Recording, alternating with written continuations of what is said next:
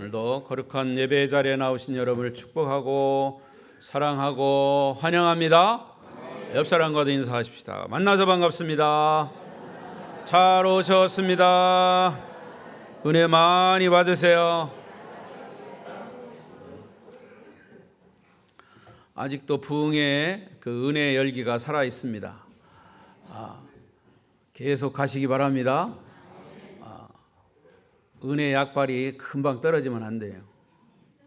오늘 보니까 우리 성도들의 마음이, 얼굴이, 마음에 있는 것이 잘 드러나십니다. 밝고 기쁘고 즐겁고, 아마도 집에서 싸우고 온 사람 없는 것 같아. 다 즐거운 날이고 기쁜 날이고, 하나님이 여러분의 그 기쁨을 또 여러분의 예배를 받으시는 줄로 믿습니다. 오늘도 비대면 영상으로 예배하시는 분 계시면 그 가운데도 주의 은혜가 함께 하시기를 바랍니다. 저는 금년에 들어서 우리 주일날 낮 예배는 우리 성도들의 신앙생활의 가장 기본이라고 할 수 있는 창세기를 시리즈로 계속 설교하고 있습니다. 오늘 말씀의 주제는 환난 중에도 일하시는 하나님. 시작. 환난 중에도 일하시는 하나님을 이 말씀을 통해서 여러분 오늘 또 만나시기를 바랍니다. 자, 먼저 1절 말씀을 보겠습니다. 1절 시작. 하나님이 노아와 그와 함께 방주에 있는 모든 들짐승과 가축을 기억하사 하나님이 바람을 땅 위에 불게 하심에 물이 줄어들었고, 여기 보면 하나님이 기억하사라고 하는 단어가 나옵니다. 하나님이 기억하사, 히브리 원어에 보면 그냥 입력만 시킨 게 아니에요. 그냥 기억했다는 말이 아니고 깊은 사랑으로 기억했다, 그런 뜻으로 해석합니다.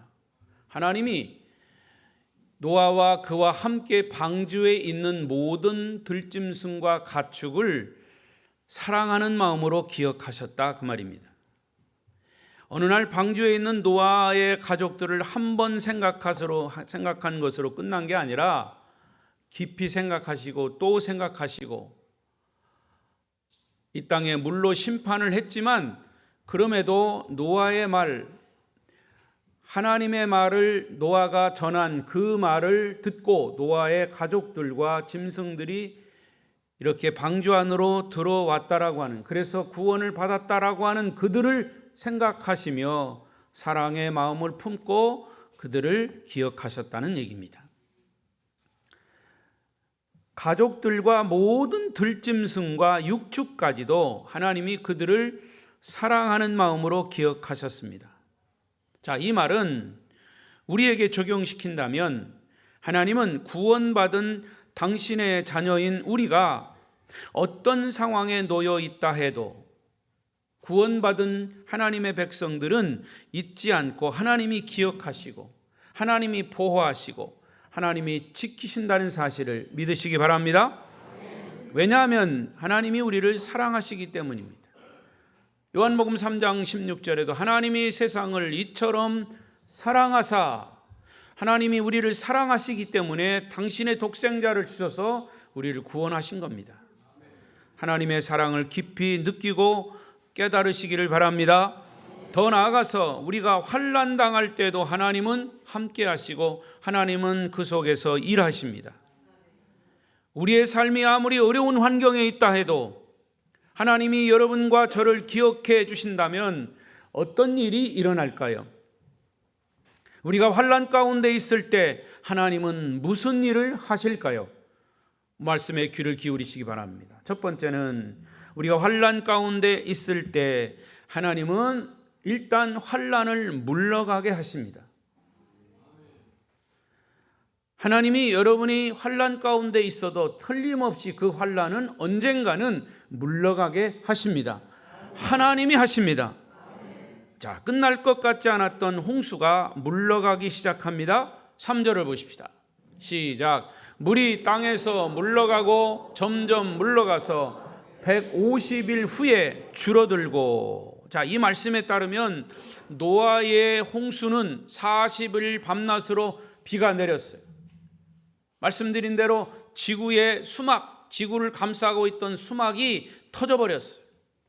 그래서 40일 밤낮으로 비가 쏟아지는 바람에 아라랏산 제일 이 높은 산이라고 칭하는 그 산까지 물이 차올랐어요. 전 세계가 물로 가득했어요. 그러나 방주 안에 들어가 있던 노아의 8 식구는 살았어요. 거기에 들어가 있는 모든 육축 짐승들도 살았어요. 이 물이 차 있는 동안, 그렇게 비가 많이 내리니까 물이 언제까지 차 있었느냐? 150일 동안 차 있었어요. 지난 시간에 말씀드린 것처럼 지구를 둘러싸고 있는 수막이 터져서 무려 5달 동안의 긴 홍수, 문자 그대로 대홍수로 인해서 세상이 물에 뒤덮여지고 잠긴 것입니다. 자, 우리가 이 부분을 확인하기 위해서 창세기 7장 11절 12절과 비교하면 정확하게 5달인 것을 확인할 수 있습니다. 5달 동안 얼마나 지겨웠겠습니까? 읽겠습니다. 시작. 노아가 600세 되던 해 둘째 달 곧 그 달 11의 날이라. 그날에 큰 기쁨의 샘들이 터지며 하늘의 창문들이 열려 40주야를 비가 땅에 쏟아졌더라. 홍수가 시작된 때가 언제라고 그랬어요? 노아의 나이가 600세 되던 해 2월 17일. 그런데 8장 3절 4절에 보니까 홍수가 언제 끝나냐면 8장 3절 4절 시작. 물이 땅에서 물러가고 점점 물러가서 150일 후에 줄어들고 7째 달 곧 그 달 11의 날에 방주가 아라랏산에 머물렀으며 정확하게 5달 후인 그해 7월 17일 방주가 아라랏산 꼭대기에 머무른 것입니다.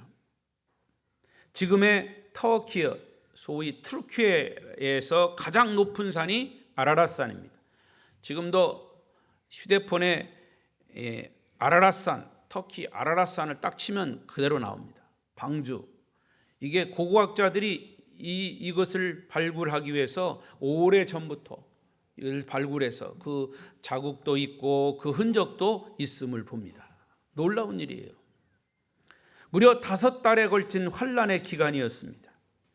노아의 8 식구는 그 안에서 얼마나 지겹고 견디기가 힘들었을까요? 아마도 그들 생각에는 홍수가 끝날 것 같지 않았을 것입니다. 그런데 홍수라고 하는 환란은 끝이 났습니다. 여러분, 때로는 우리를 둘러싼 삶의 환란이나 역경이 끝날 것 같지 않아 보일 때가 있습니다. 얼마 전에 있었던 코로나 바이러스와 같은 역병이 전 세계를 휩쓸었습니다. 그때 그 중심에 있을 때 언제 끝날지를 몰랐습니다. 안 끝날 것 같았습니다. 끝날 것 같지 않은 환란도 분명히 끝이 있음. 이 코로나 역병도 끝났어요. 여러분, 환란은 끝이 있습니다. 이 환란을 끝내주시고 물러가게 하시는 분은 바로 우주의 주인이신 하나님이심을 믿으시기 바랍니다. 하나님이 우리를 사랑하시고 기억하시기 때문입니다. 우리가 이런 환란에 처해 있는 그 순간에도 하나님은 쉬지 않고 일하시고 우리의 고난을 물러가게 하심을 믿으시기 바랍니다. 자, 두 번째로 환란의 때에도 하나님은 일하십니다. 축복의 새날을 준비하십니다. 자, 13절 14절에 보면 601년 1월 1일에 땅의 물이 거쳤다 그랬어요. 그리고 둘째 날 21의 날 2월 27일에 땅이 말랐다 그랬습니다. 그러니까 정확하게 1년 열흘 만에 땅에 가득했던 물이 완전히 말랐습니다. 그들이 배에서 나와서 새로운 활동을 시작하기까지 약 1년 열흘이 걸린 겁니다. 이제 새롭게 활동을 시작할 수 있는 새로운 시대가 열린 거죠. 그때 비로소 하나님은 노아에게 방주에서 나올 것을 명령하십니다. 15절 16절입니다. 시작. 하나님이 노아에게 말씀하여 이르시되 너는 내 아내와 내 아들들과 내 며느리들과 함께 방주에서 나와라. 자, 그런데 여러분, 방주에서 나오라고 명령한 것으로 끝난 게 아닙니다. 방주에서 나와서 네 마음대로 살아라, 이게 아닙니다. 자, 17절 이어서 보면 하나님이 그들에게 아주 복된 약속을 하십니다. 시작. 너와 함께한 모든 혈육 있는 생물 곧 새와 가축과 땅에 기는 모든 것을 다 이끌어내라. 이것들의 땅에서 생육하고 땅에서 번성하리라. 자, 이것들이 땅에서 생육하고 땅에서 번성하리라. 아담이 타락하기 전 본래 하나님이 창조할 때 주셨던 축복의 메시지가 여기 다시 노아의 8 식구가 새 시대를 열면서 하나님이 약속하신 약속이 아담이 타락하기 전에 본래 하나님이 창조하실 때 약속이 그대로 다시 한번 선포되는 겁니다. 자, 다시 볼까요? 창세기 1장 28절입니다. 시작. 하나님이 그들에게 복을 주시며 하나님이 그들에게 이르시되 생육하고 번성하여 땅에 충만하라. 땅을 정복하라. 바다의 물고기와 하늘의 새와 땅에 움직이는 모든 생물을 다스리라 하시니 여기 땅에서 생육하고 땅에서 번성하리라 한 말씀이 홍수 이전에 하나님이 이 인간들에게 아담 이후에게 말씀하신 그 말씀이 노아에게 새로운 시대를 열면서 시작할 때 동일하게 축복을 하신 겁니다. 하나님은 처음 아담에게 주신 축복을 동일하게 선언하신 거예요. 비 온 뒤에 맑은 날이 오듯이 환난 후에 축복의 새날을 하나님이 준비하셨다고 볼 수 있습니다. 비가 오고 난 후에는 날씨가 청명하고 맑습니다. 인생의 비구름, 길고 지루한 홍수와 같은 고난의 시절이 지나가면 주님께서 저와 여러분을 위해서 축복의 새날을 준비해 주셨음을 믿으시기 바랍니다. 그래서 고난과 환난 날이 지루해 보여도 참고 기다려야 합니다. 하나님은 분명히 고난과 환난을 끝내시고 축복의 새날을 준비하십니다. 오늘 이 말씀을 근거로 여러분도 지금의 고통과 환난을 기다림으로 이겨내시기를 바랍니다. 이것이 오늘 우리에게 주시는 주님의 위로의 메시지예요. 환난 날, 홍수의 날, 역경의 날에도 하나님은 쉬지 않고 이렇게 일하십니다. 환난을 물러가게 하시고 곧이어 축복의 새날을 준비하심을 분명히 믿으시기 바랍니다. 자, 그렇다면 그런 사실을 믿는 여러분이 해야 할 일이 무엇일까요? 환난의 기간 동안 우리가 해야 할 일, 여러분이 해야 할 일이 있습니다. 오늘 본문에서는 2가지로 그것을 가르치고 있습니다. 첫 번째, 환난의 날을 기다리는 것입니다. 새로운 시대가 열리기까지 기다려야 합니다. 졸지 마시고 예배 끝날 때까지 기다리셔요. 어차피 예배 끝날 때까지 기다려야 돼요. 노아가 행한 일은 참고 기다리는 일입니다. 노아는 기다림의 명수입니다. 10절을 보십시다. 시작. 또 7일을 기다려 다시 비둘기를 방주에서 내놓음에 홍수의 기간인 1년 열흘을 기다렸습니다.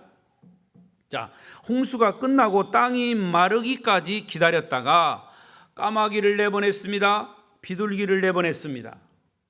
그때 비둘기가 나갔을 때 발 붙일 곳을 찾지 못하고 방주로 다시 돌아왔습니다. 그리고 또 7일 동안 기다렸다가 다시 비둘기를 방주에서 밖으로 내보냈습니다. 땅은 말랐는가? 밖에 나가서 사람이 살만한가? 이것을 시험하기 위해서 비둘기를 날려 보냈습니다. 성경에 나오는 비둘기는 몇 가지 특징이 있습니다. 비둘기는 성령을 상징합니다. 또 슬기로움의 상징이기도 합니다. 그리고 비둘기는 귀소성 들짐승입니다. 귀소성, 돌아온다는 거지. 그래서 옛날에는 비둘기를 훈련시켜서 편지를 보내는 통신용으로도 삼았습니다. 처음에는 나갔던 비둘기는 감람나무 잎사귀를 물고 돌아왔습니다. 그것은 땅에 물기가 줄어들고 있다는 의미죠. 이제 식물들이 다시 활동을 시작한다는 모습을 보여준 겁니다. 그러나 아직 사람이 나가서 활동을 할 만큼 충분하지 않았다는 것이죠. 그래서 이렇게 얘기합니다. 12절 시작. 또 7일을 기다려 비둘기를 내놓음에 다시는 그에게로 돌아오지 아니하였더라. 기다렸다가 비둘기를 날려 보냈는데 이제 그때는 비둘기는 다시 돌아오지 않았습니다. 말은 이제 사람이 활동할 수 있는 새로운 세상이 열렸다는 것입니다. 노아가 활동할 수 있는 준비된 새로운 세상이 전개된 것입니다. 그렇게 되기까지 노아는 뭐 했습니까? 기다렸습니다. 여러분, 우리 인생은 기다림의 연속입니다. 여러분, 지금 무엇을 기다리십니까? 죽음을 기다리는 거죠. 예수님의 재림을 기다리는 겁니다. 당장으로는 예배 끝나기를 기다리는 겁니다. 설교 끝나기를 기다리는 겁니다. 기차를 타려고 서울 가려고 기차를 타기 위해서 갔습니다. 아직 시간이 안 됐습니다. 그러면 어떻게 해야 합니까? 시간이 되기까지 기다려야 합니다. 여러분, 지루해도 기다려야 할 때가 있습니다. 힘들고 고달파도 기다려야 합니다. 어떤 사람에게는 지금이 기다리는 시간일 수 있습니다. 어떤 사람에게는 지금 기다리는 훈련의 시간일 수 있습니다. 삶에서 가장 어려운 문제를 끌어안고 기다리는 그런 분들도 있을 겁니다. 여러분이 인생은 어차피 기다림의 연속입니다. 그렇다면 더욱더 기다리는 훈련을 해야 합니다. 주님의 재림을 기다리고 죽음을 기다리고 끊임없이 주님과 함께 동행하면서 기다리는 훈련. 노아의 기다림, 그 기다림이 여러분의 기다림이 되시기를 바랍니다. 목사님, 그 기다림이 너무나 힘들어요. 그런데 힘들면 힘들수록 그 기다림이 더 깊어갑니다. 그러나 그 기다림이 끝날 때는 그 고통 속에, 더 깊은 고통 속에 있었던 그 기다림이 더 큰 기쁨으로 다가오는 것입니다. 주기철 목사님을 아실 겁니다. 일제 강점기 때 신사참배를 거부하다가 감옥에서 순교하신 분으로 알려져 있습니다. 주 목사님이 감옥에서 순교하시기 직전에 일본 경찰들이 그를 정말 엄청나게 고문을 했고, 그런데 이 정도로 모진 고문을 받았으면 주 목사님의 생각이 달라졌을 것이다. 그래서 마지막 시험 삼아서 주 목사를 한번 풀어줬습니다. 감옥에서 내보내줬습니다. 주 목사님은 엉망진창이 된 몸으로 집으로 가지 않고 목사님을 기다리던 성도들이 있는 교회로 가셨습니다. 하지만 그곳에는 이미 일본 경찰들이 곳곳에 진을 치고 있었습니다. 혹시 도망갈까 봐. 이 땅에서 성도들과 함께 드리는 마지막 예배를 드리기 위해서 주 목사님은 교회로 간 것입니다. 주 목사님의 마지막 설교의 제목은 5가지 기도 제목이었습니다. 5가지 기도 제목을 성도들과 함께 나누는 것이 그분의 마지막 설교였습니다. 첫 번째 기도 제목, 하나님, 죽음의 권세를 이기게 하옵소서. 곧 다가올 죽음을 보고 천국의 소망을 잃지 않게 하옵소서. 두 번째 기도 제목은 장기간의 모진 고문과 육체적인, 정신적인, 영적인 고난을 잘 견디게 하옵소서. 그는 감옥으로 돌아가 다시 고난과 투쟁할 각오를 하고 있었습니다. 짧은 고난은 견딜 수 있지만 그 긴 장시간이 그 고난이 계속되면 혹시 자기가 주님을 부인할 수 있다는 두려움이 목사님에게도 있었습니다. 그 고난을 견디는 것이 얼마나 힘든 일임을 알았기 때문에 성도들에게 기도의 도움을 요청한 것입니다. 세 번째 기도 제목은 나의 노모와 아내와 자녀들 그리고 교회 성도들을 하나님이 돌보아 주십시오.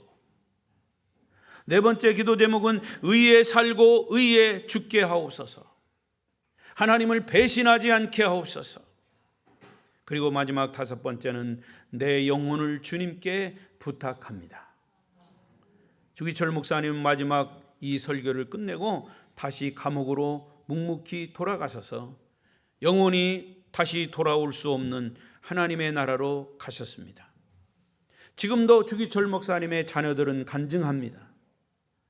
저희 아버님은 초인적인 사람이기 때문에 고난을 견디신 것이 아닙니다. 그렇게 강한 분도 아니셨습니다. 오직 가족들의 중보기도와 교우들의 눈물의 기도 때문에 주님만 바라보시며 묵묵히 고난을 견디셨고 결국 순교의 길을 가셨습니다. 자녀들의 간증입니다. 성도 여러분, 어떤 고난의 시간에도 하나님은 여러분의 고난의 중심에 계셔서 여러분과 함께 하시며 일하고 계심을 믿으시기 바랍니다. 또 하나 우리가 해야 할 일, 고난 중에도 우리가 해야 할 일이 또 한 가지 있습니다. 그것은 하나님께 기도하고 예배하는 것, 하나님께 예배하는 일을 멈추지 말아야 합니다. 노아가 방주에서 나오자마자 제일 먼저 한 것이 무엇일까요? 20절입니다.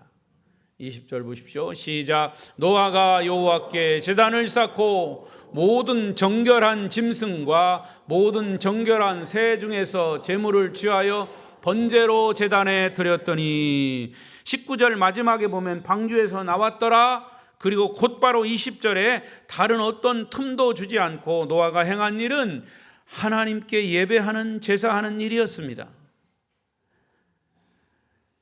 세상을 물로 심판하는 일도 하나님이 하셨고 노아를 통해서 노아의 8가족 짐승들 구원하시는 것도 하나님이 하셨고 모든 이 홍수에 이제 물도 마르게 하셨고 끝나게 하셨고 고난이 끝나게 하신 것 모두가 다 하나님이 하셨다라고 하는 사실을 믿기 때문에 방주에서 나온 후에 즉시 행한 것이 예배하는 것이었어요.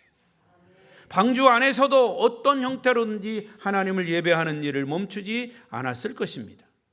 그리고 방주 밖으로 나온 후에도 제일 먼저 하나님께 예배하는 일이 가장 중요한 일인 줄을 알았기 때문에 어떤 일보다 앞서서 하나님을 예배한 것입니다. 21절에 하나님이 그 제사를 받으셨다 그랬어요. 할렐루야. 하나님이 여러분의 제사를, 여러분의 예배를 받으시기를 축복합니다. 여러분, 평소에 예배를 잘 드리던 사람이 드리는 것이지 갑자기 예배를 드리려면 안 되는 거예요. 제가 목회자로서 가장 힘든 경우가 뭔지 아십니까? 그것은 어느 곳에 신방을 가서 딱 보면 예배 드릴 분위기가 전혀 아닌데 예배를 드리자는 겁니다. 예배는 드리는 사람들이 마음의 준비가 되어야 드리는 것이지 행사 치르듯이 요식행위 하듯이 드리는 예배는 하나님이 기뻐하시지 않아요. 그런 예배는 올바른 예배가 되지도 못합니다.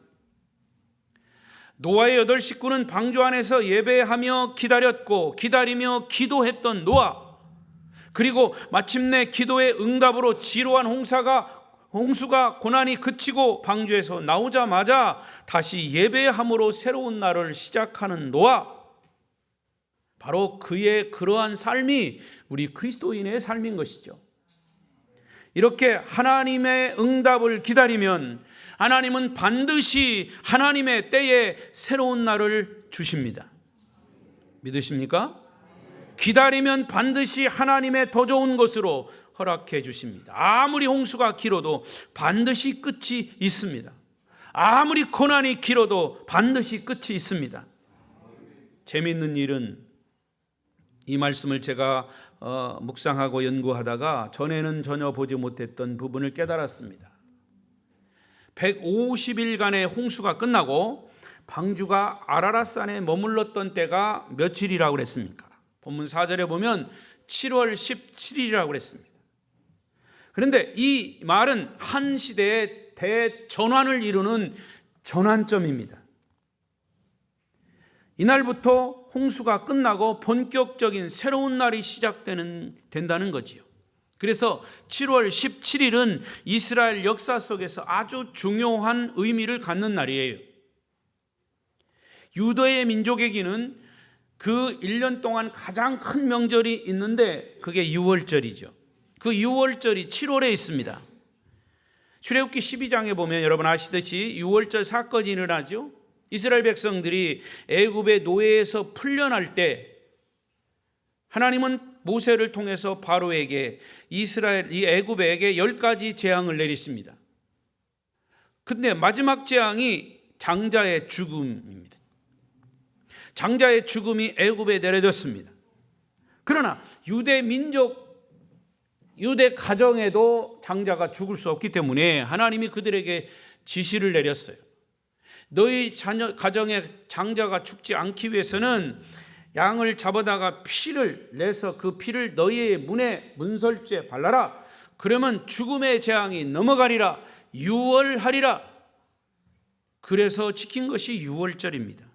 그래서 유대의 민족의 가정의 장자는 죽지 않고 그들이 다 애굽을 탈출할 수 있었죠.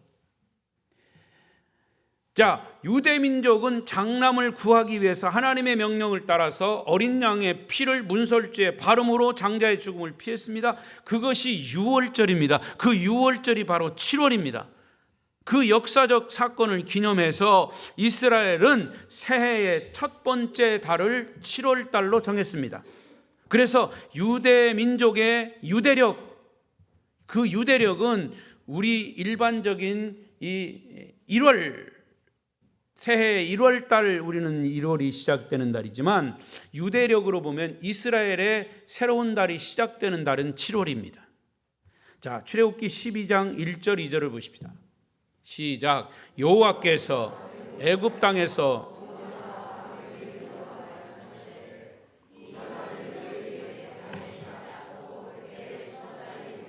그렇습니다. 6월절 사건으로 인해서 이스라엘 백성들이 애굽에서 결정적으로 해방되지 않았습니까? 이 사건은 그들에게는 너무너무 중요한 사건이기 때문에 7월을 유대민족의 첫 번째 달이 되게 하라고 하나님이 명령하신 겁니다.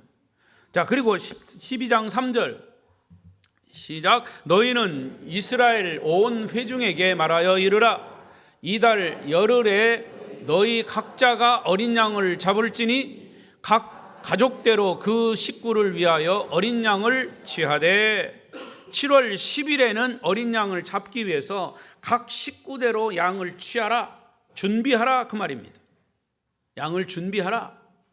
그 다음에 6절에 보면 이 달 19날까지 간직하였다가 해 질 때에 이스라엘 회중이 그 양을 잡고 10일에는 어린 양을 잡기 위해 준비했다가 4일 뒤에 7월 14일에는 어린 양을 죽여 잡아라. 7월 14일 어린 양이 드디어 죽었습니다. 그러면 7월 17일은 어린 양이 죽은 지 3일이 지난 후 여기까지 오면 여러분은 생각나는 거 없습니까? 어린 양이신 예수 그리스도가 십자가에 죽으셨다가 3일 만에 다시 부활하신 엄청난 사건을 우리에게 떠올리게 합니다.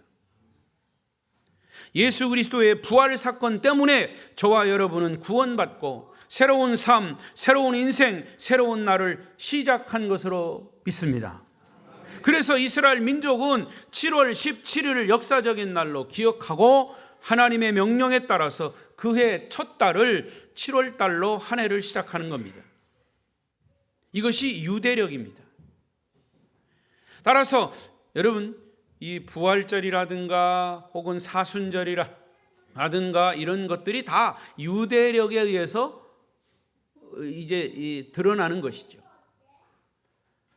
지금 신약 시대인 지금 우리는 예수님이 부활하신 안식일, 구약의 안식일 토요일로 예배를 드리는 게 아니라 신약의 안식일인 부활절, 즉 주일을 예배로 드리는 날을 우리가 지키고 있습니다.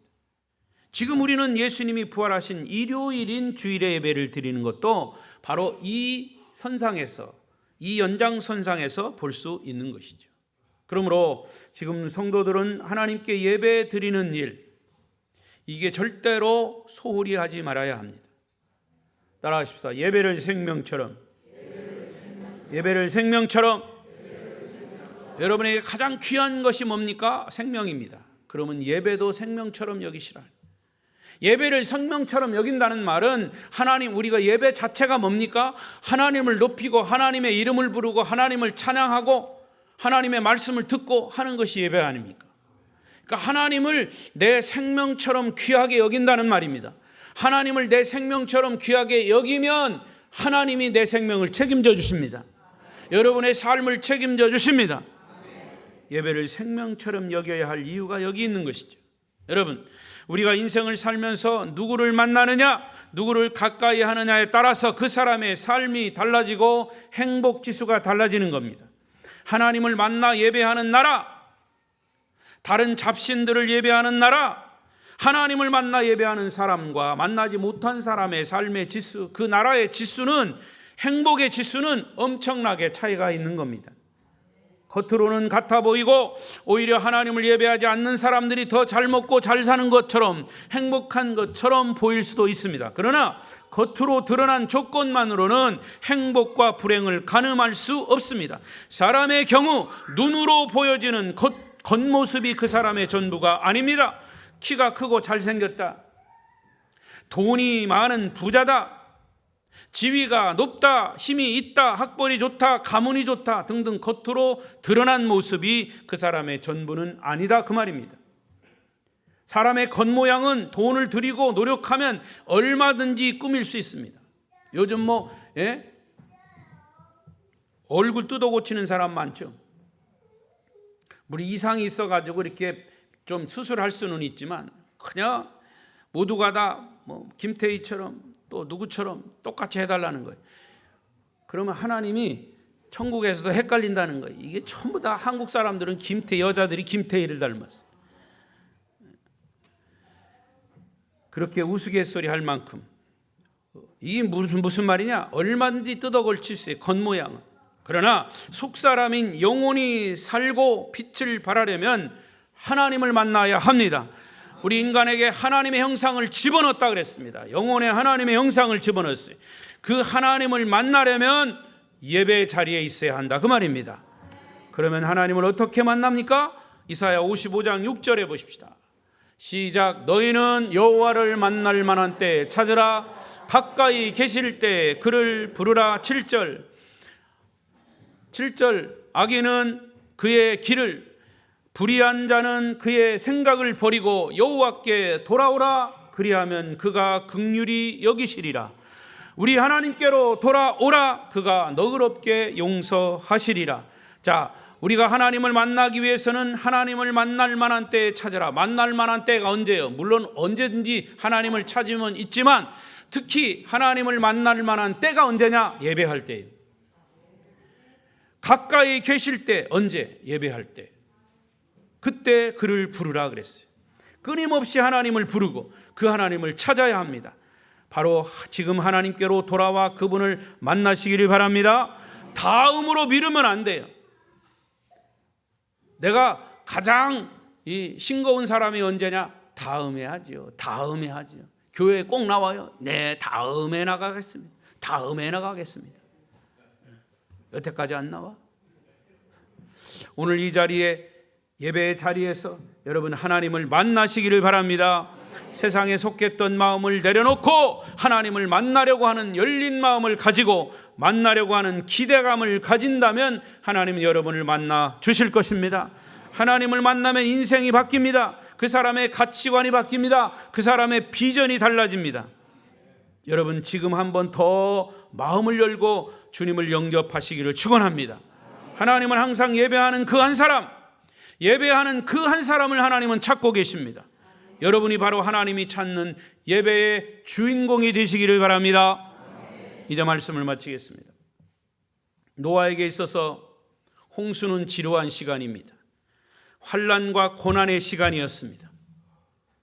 여러분은 어떤 환난과 고통의 시간을 보내고 있습니까? 이런 때 우리는 인내심을 잃기 쉽습니다. 쉽게 절망하고 쉽게 낙심하고 쉽게 원망하고 불평하고 하나님을 떠날 수 있습니다. 그러나 여러분 인내하면서 하나님을 예배하는 일을 멈추지 마십시오.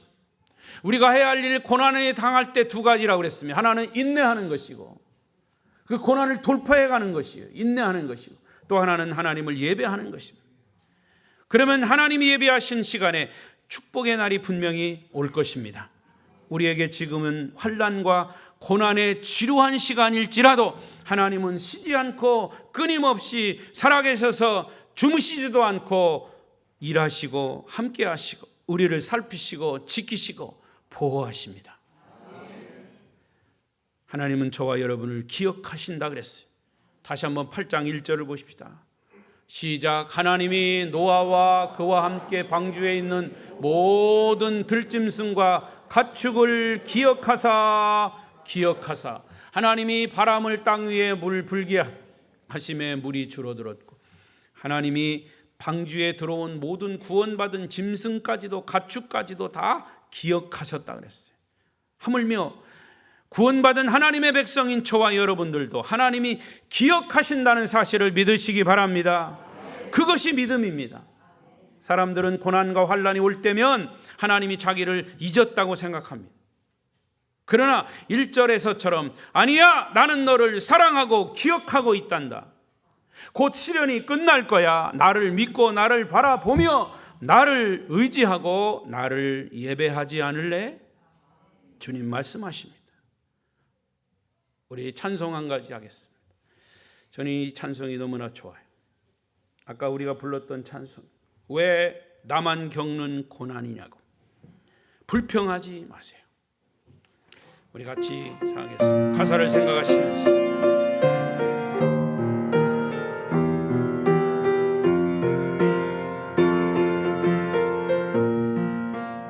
왜 나만 겪는 고난이냐고 불평하지 마세요. 고난의 뒤편에 있는 주님이 주실 축복 미리 보면서 감사하세요. 너무 견디기 힘든 지금 이 순간에도 주님이라고 계시잖아요. 남들은 지쳐 앉아 있을지라도 당신만은 일어서세요. 힘을 내세요. 주님이 손잡고 계시잖아요. 주님이 나와 함께함을 믿는다면 어떤 역경도 이길 수 있잖아요. 2절 왜 이런 슬픔 찾아왔는지 원망하지 마세요. 당신이 잃은 것보다 주님께 받은 은혜 더욱 많음에 감사하세요. 아멘. 견디기 힘든 지금 이 순간에 주님이라고 계시잖아요. 남들은 지쳐 앉아 있을지라도 당신만은 일어서세요. 아멘. 힘을 내세요. 주님이 손잡고 계시잖아요. 주님이 나와 함께함을 믿는다면 어떤 고난도 견딜 수 있잖아. 힘을 내세요.